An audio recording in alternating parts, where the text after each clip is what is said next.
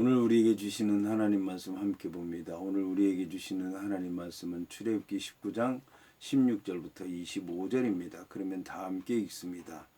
셋째 날 아침에 우레와 번개와 빽빽한 구름이 산 위에 있고 나팔 소리가 매우 크게 들리니 진중에 있는 모든 백성이 다 떨더라. 모세가 하나님을 맞으려고 백성을 거느리고 진에서 나오매 그들이 산기슭에 서 있는데 시내산의 연기가 자욱하니 여호와께서 불 가운데 거기 강림하심이라. 그 연기가 옹기 가마 연기같이 떠오르고 온 산이 크게 진동하며 나팔 소리가 점점 커질 때에 모세가 말한즉 하나님이 음성으로 대답하시더라.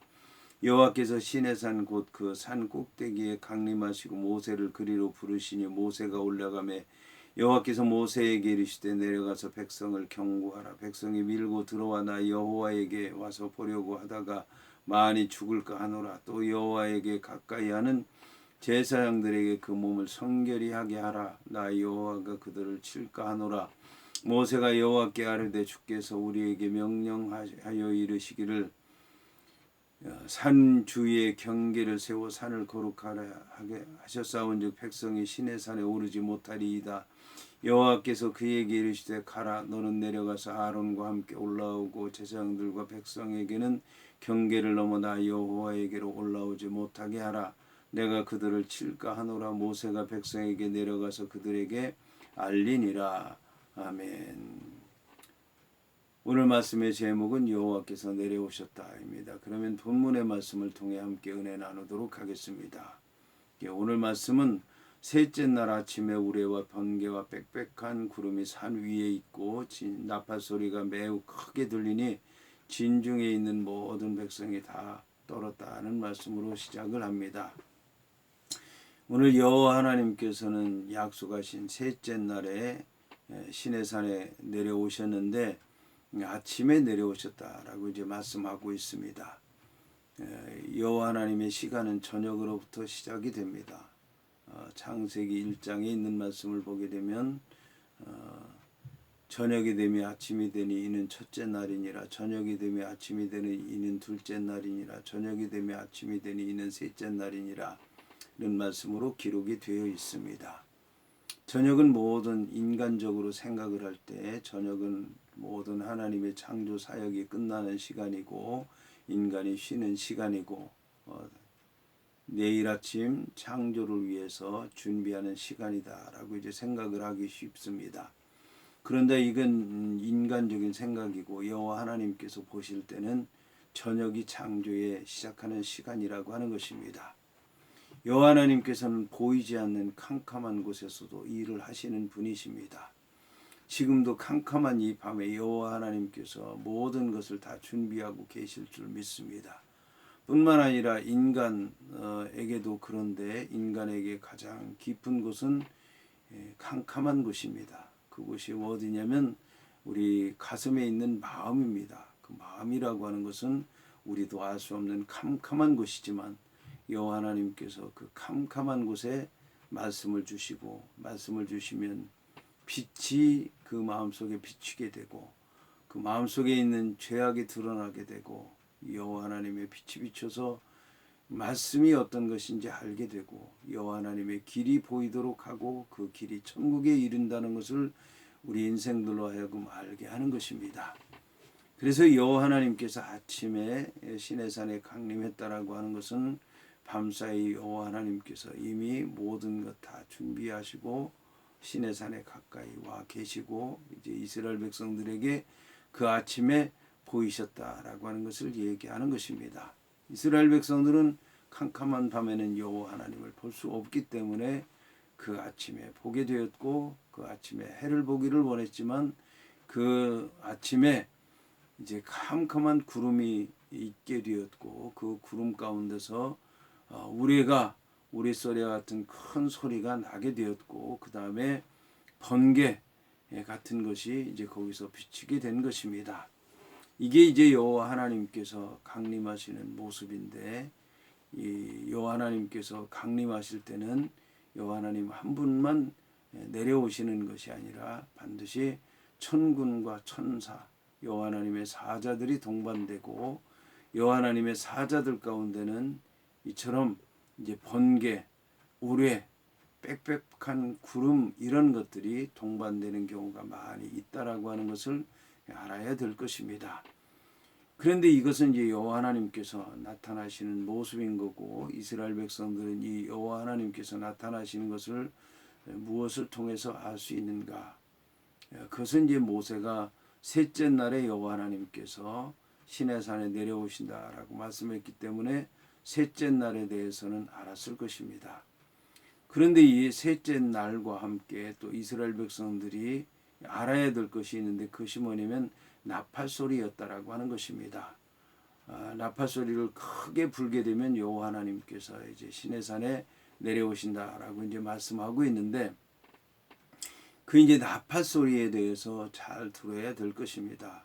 이제 이후로 이스라엘 백성들 광야를 지날 때 이 나팔 소리에 의해서 좌우되게 되는데, 나팔을 이제 길게 불면 길게, 짧게 불면 떠나는 것이고, 길게 불면 쉬는 것이고, 그 다음에 급박하게 불면 상황이 급박하다는 걸 얘기하는 것이고, 따라서 이런 나팔 소리를 듣지 못하게 되면 그들은 여호와 하나님의 음성을 듣지 못하고 여호와 하나님의 뜻을 따르지 못하고 여호와 하나님께서 인도하시는 길로부터 벗어날 수밖에 없습니다.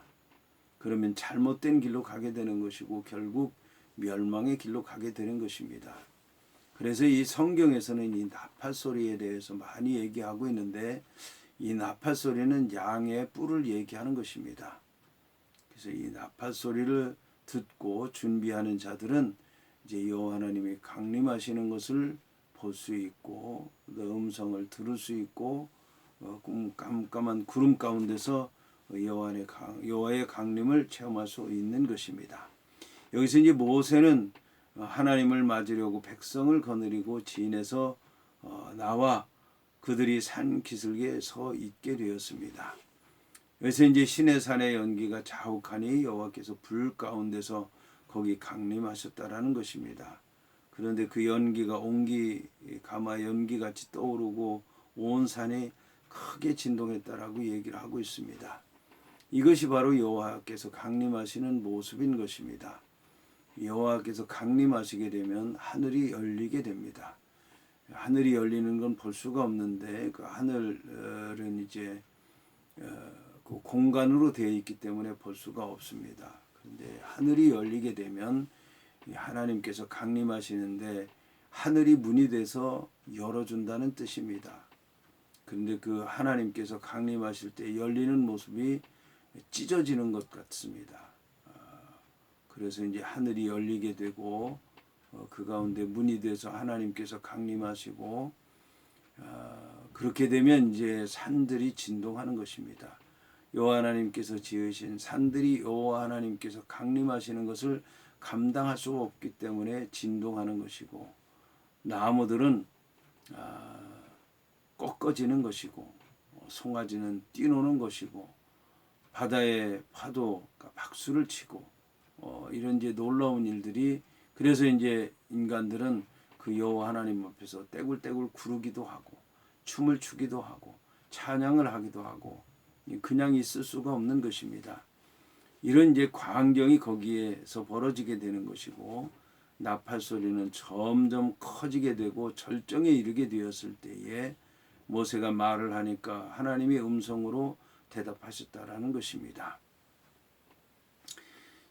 자, 여호와께서 이제 여기에 시내산 곧 그 산 꼭대기에 내려오시고 모세를 그리로 부르시니 모세가 올라갔다는 것입니다. 이제 모세는 아무 때나 올라가는 게 아니라 여호와께서 부르실 때 그 음성을 듣고 그 음성 가운데서 여호와 하나님의 뜻을 발견하고 올라가는 것입니다. 그래서 이제 모세를 거기로 부르셔서 올라가니까 여호와께서 모세에게 말씀하시는데, 내려가서 백성을 경고하라. 백성이 밀고 들어와 나 여호와에게로 와서 보려고 하다가 많이 죽을까 하노라. 그러니까 이제 여호와 하나님께서는 이스라엘 백성들에게 오늘 이제 올라오지 못하도록 말씀하셨는데, 경계를 정해서 올라오지 못하도록 하셨는데, 그래도 이스라엘 백성들이 올라올 수 있을 것이다 라고 이제 말씀하고 있습니다. 왜냐하면 산의 경계를 정하기는 했지만 인간의 눈으로 볼 수 있는 선을 그은 것처럼 분명하게 선을 긋지 않았기 때문에 이스라엘 백성들이 구름 가운데 여호와 하나님께서 어떤 모양으로 계시는가 봐야 되겠다라고 하는 인간적인 관심과 호기심과 그런 생각으로 올라오다 보면 경계선을 넘게 되고 한 사람, 두 사람, 세 사람 가다 보면 나머지도 가게 되고 그러다 보면 밀고 올라가다 보면은 결국은 이제 많이 죽을 수밖에 없기 때문에 내려가서 이스라엘 백성들에게 다시 한번 경고해서 그런 일이 없도록 하라고 하는 것입니다. 그래서 여호와 하나님 앞에서는 인간적인 눈으로 여호와 하나님을 보려고 하지 말고 영적으로 보라고 하는 것을 얘기하는 것입니다. 이처럼 이제 여호와 하나님께서는 이제 이스라엘 백성들과 경계를 정하셨는데 이전에도 모세가 여호와 하나님을 만날 때 여호와 하나님께서는 모세에게 모세야 네가 선 곳은 거룩한 곳이다 라고 말씀하셔서 그 떨기나무 위에 불이 붙은 그곳까지 오지 못하도록 하셨습니다. 거기서 여호와 하나님께서는 경계를 정하시고 그 경계를 넘어오지 못하도록 하셨으며 그 곳에서 모세가 신까지도 발에서 벗으라고 말씀한 것을 볼 수가 있습니다.